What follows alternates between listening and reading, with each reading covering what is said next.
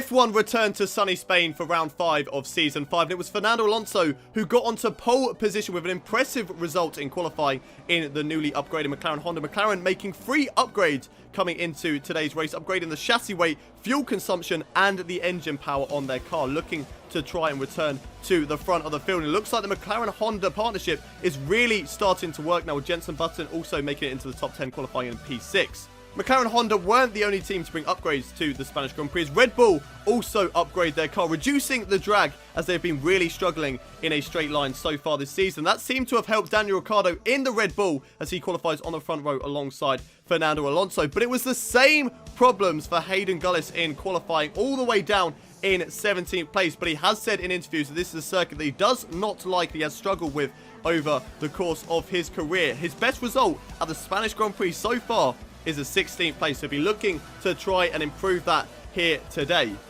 Elsewhere in qualifying, Danny Kvyat qualified in 3rd place, with Nico Hülkenberg making the second row of the grid in P4, with the championship leader of Sergio Perez lining up alongside Jenson Button in P5. In Q1, there was disaster once again for Valtteri Bottas, having his second crash in 2 race weekends, as he unfortunately had a collision with Nico Hülkenberg in Q1, and that stopped him from setting a lap time. But the real question is, can Hayden Gullis break his bad luck here at the Spanish Grand Prix? Only time will tell. Up next, it's the Spanish Grand Prix.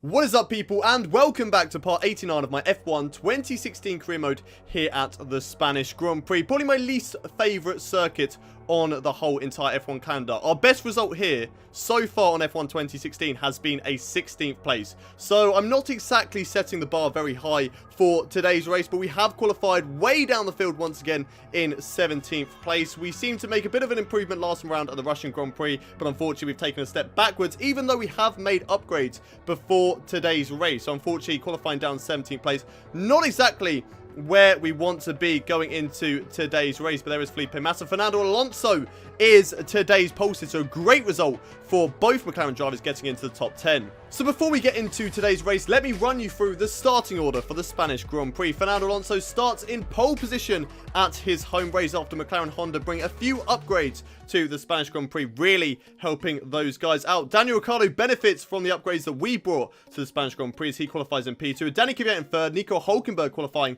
on the second row of the grid in P4 with his teammate Sergio Perez, and the championship leader qualifying in P5. There's the other McLaren Honda of Jenson Button qualifying up there in P6 with Kimi Raikkonen P7 and Esteban Gutierrez in P8. Carlos Sainz qualifies in 9th on the grid with Lewis Hamilton alongside him in 10th, with Romain Grosjean just missing out on the top 10. Sebastian Vettel also down there in P12 with Jolyon Palmer in 13th, and Kevin Magnussen, his teammate, alongside him in 14th place. Then we have Pascal Wehrlein and Felipe Nasr in 15th and 16th, with myself down in 17th place. Not a good qualifying session, but we'll be looking to try and improve in today's race if we can. Nico Rosberg is alongside me in 18th place on the grid. Marcus Ericsson in 19th, Rio Haryanto in 20th, Felipe Massa in 21st, and Valtteri Bottas right to the back of the field after having that crash with Nico Hülkenberg in Q1. So that is the starting order ahead of today's race. Let's head down to the track for the race strategy.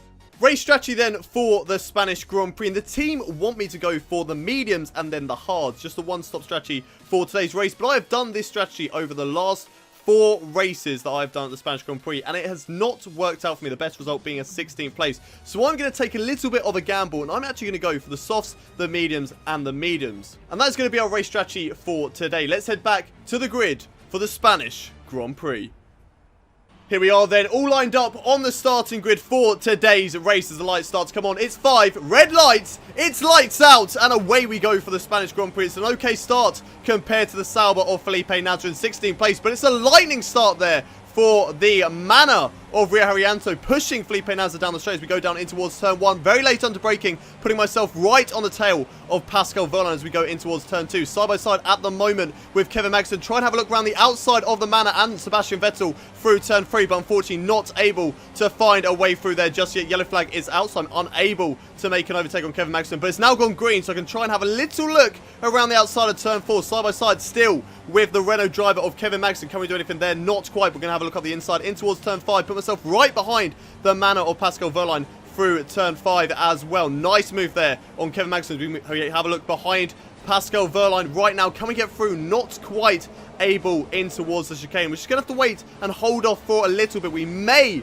be able to have a go down in towards the hairpin at the end of the first DRS straight. DRS not enabled just of yet, but we still will have the benefit of the slipstream. We go up the inside there of Pascal Wehrlein side by side with a Manor driver. Can we get the move done under acceleration? Yes, we can. And there we go, moving up into P14 in the Spanish Grand Prix. So far, making some good strides. And now we cut ahead to lap 2, right behind Sebastian Vettel in the Ferrari. He did not have a good qualifying session compared to his teammate way down the field in 12th place. Here we are right to the tail. A better exit compared to the Ferrari. Side by side as we go into the chicane. Very late on the break. We made contact there with Sebastian Vettel. Both our cars getting hooked onto each other.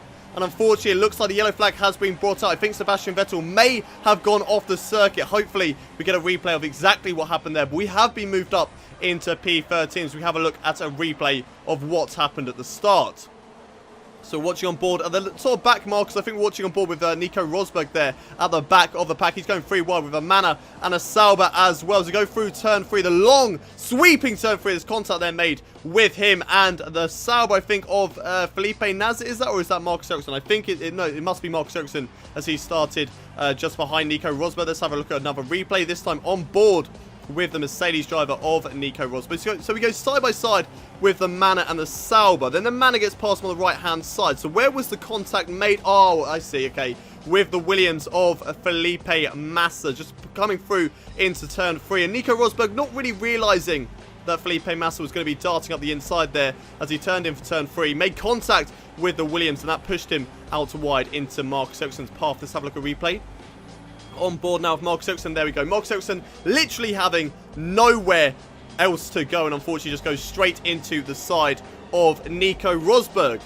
And here now is the replay of what happened between myself and Sebastian Vettel. So our cars just get hooked a little bit going into the chicane. That forces Sebastian Vettel wide and then he makes contact there with the Renault of, I believe, Kevin Magnussen, and then I think contact again with Felipe Nasr. Let's have a look on board with Sebastian Vettel this time around. So he goes into the chicane. We're side by side with him. Just gets hooked onto his car as he turns a little bit too early into the corner. Actually turns into myself, and there's the contact with both the Renault and the Sauber, putting him into a spin. Watching on board with Felipe Nasr, just had nowhere to go. Into the side of Sebastian Vettel, and spinning Sebastian Vettel goes as we cut ahead now to lap 5 here at the Spanish Grand Prix, making a bit of progress now as a few drivers have come into the pits. Even though we are on the softer tyres, we are going to try and take these tyres longer than they are supposed to go, so we can go for maybe mediums and then maybe a set of soft tyres at the end of the race. We just have to wait and see how it goes. But more drivers coming into the pits now, moving up into P5 at the moment. So a great start to this Spanish Grand Prix, and now up into P4 on the edge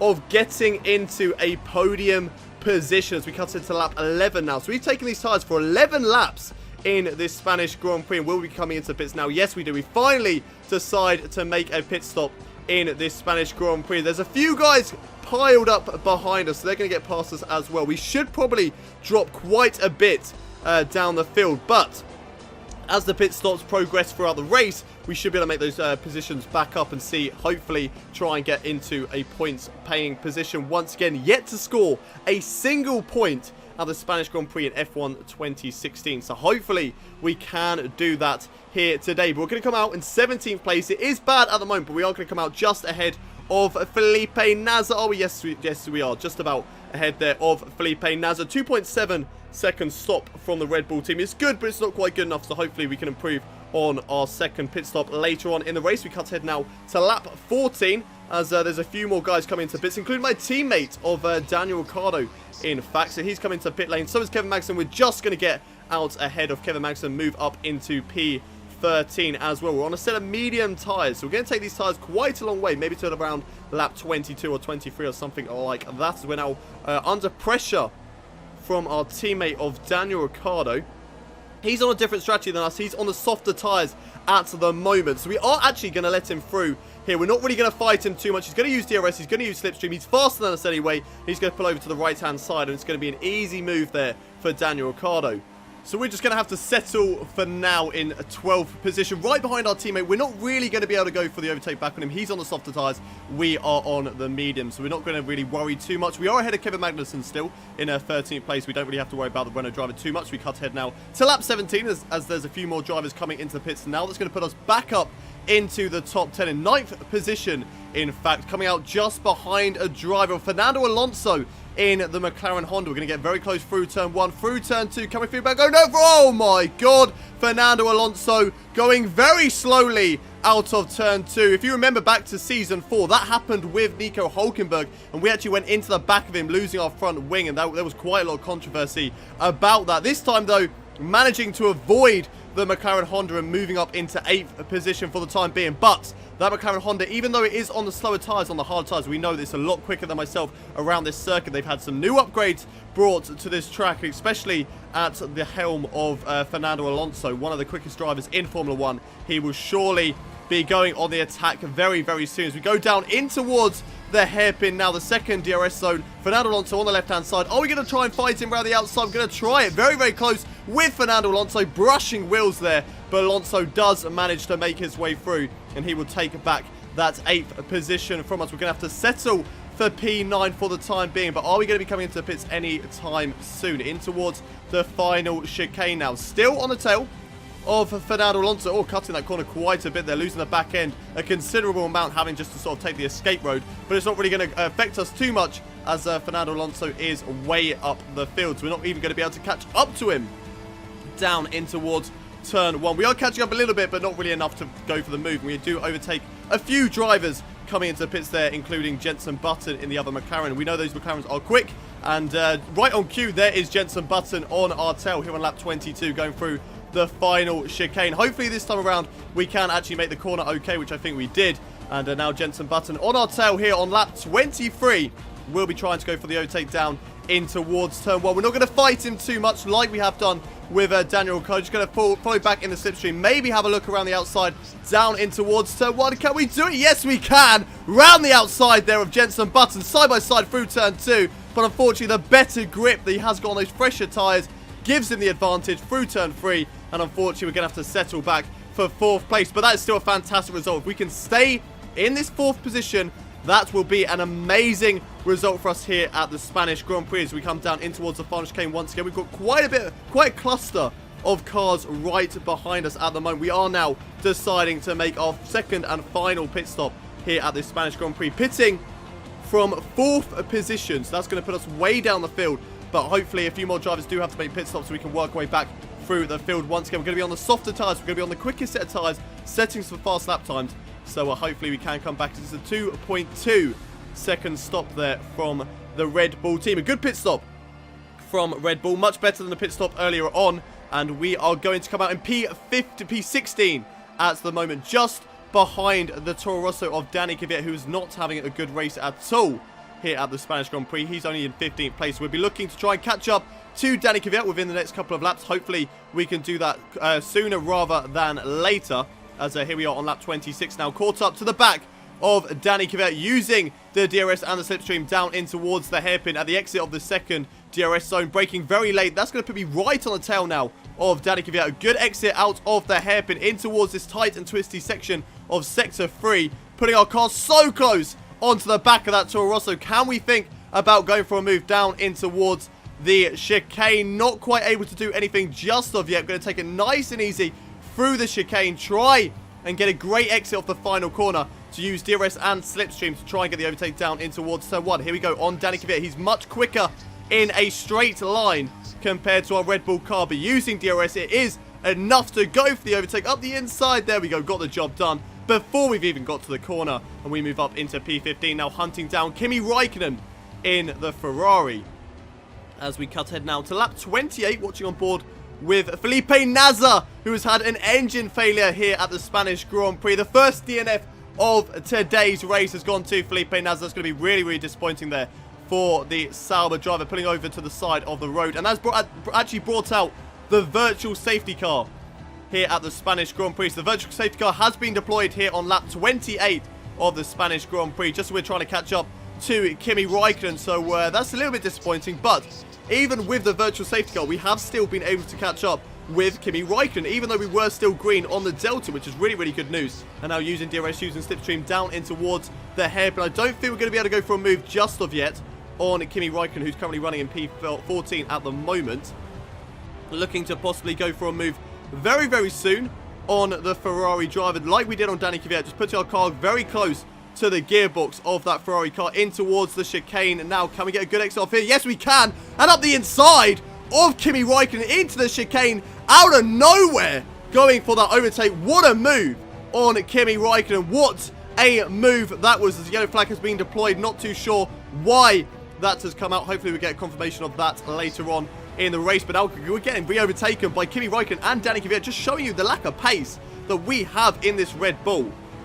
It is so frustrating to get the move done in the corners. Yellow flag deployed now, so something's happened up here. Julian Palmer has had a spin through turn 3, but like I was saying, just so frustrating that we can get the moves done in the corners, but as soon as we get onto the straights, we are just lacking so much straight line speed that the other guys, we're literally just a sitting duck on the straights compared to the likes of the Ferraris and the Toro Rossos. But here we are trying to go for a move once again on Kimi Räikkönen, not able to do what we did on his teammate Sebastian Vettel earlier on in the race. We still have to follow through in towards the second DRS zone. Can we do anything down here? We're going to try on the back of Kimi Räikkönen now, using DRS, using slipstream, having a look up the inside in towards the hairpin now. Very late under braking, overshooting the corner, but getting the job done just in time. And now we're going to be moving up into P14. It's the Ferrari and the Toro Rosso going side by side in the background. Who's going to come out on the top in that battle? He's been forced wide, has Danny Kvyat, forced wide off the track.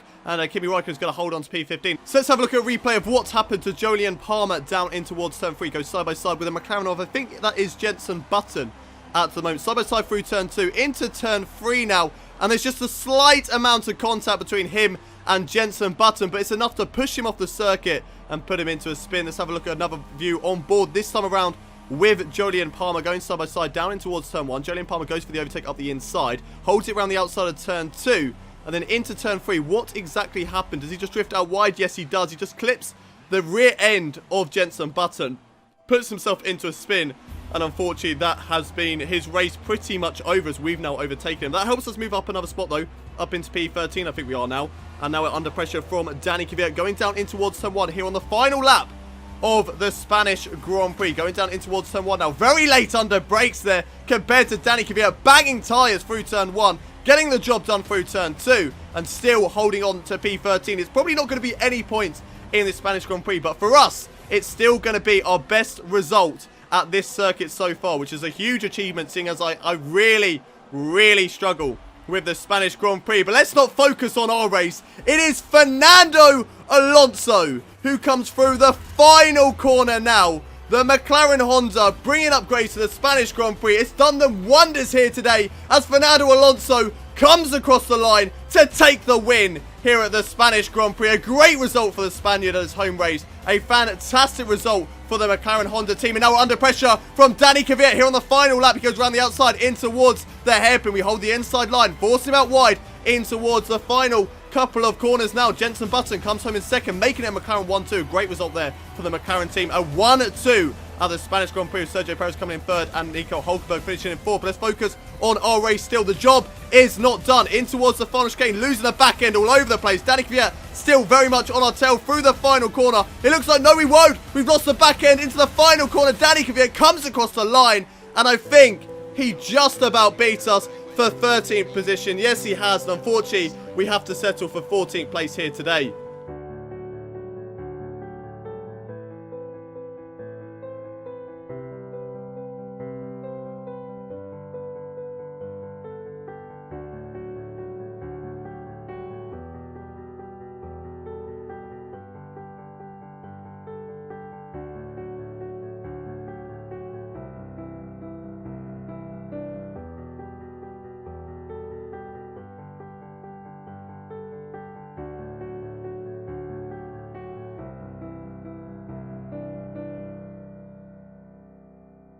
What a race then here at the Spanish Grand Prix. So much drama going on across the field in today's race. Fernando Alonso is today's race winner. What a result for the Spanish driver to get the race win here today with Jenson Button making it a 1-2 for McLaren Honda. Can we see those two guys coming back into the championship fight? We're just going to have to wait and see how the season develops. Sergio Perez finishes on the podium as well Very good result for him with Nico Hulkenberg in 4th. My teammate Daniel Ricciardo getting a good result in P5 with Bria Harrianto 6th. Roman Grosjean 7th. Lewis Hamilton 8th. Kevin Magnussen 9th. Pascal Wehrlein making the top 10 and getting the final championship point here today with Esteban Gutierrez and Carlos Sainz just missing out on the top 10. Taking a look further down the field then, Danny Kvyat finishes in 13th place. There's myself in 14th. Not the best of results. Disappointing that we didn't get into the point, but it's still a really good result that we managed to beat our best result of 16th place here at the Spanish Grand Prix. A track where the AI are a lot quicker than us, and it's a track that I struggle with anyway. So I can't be too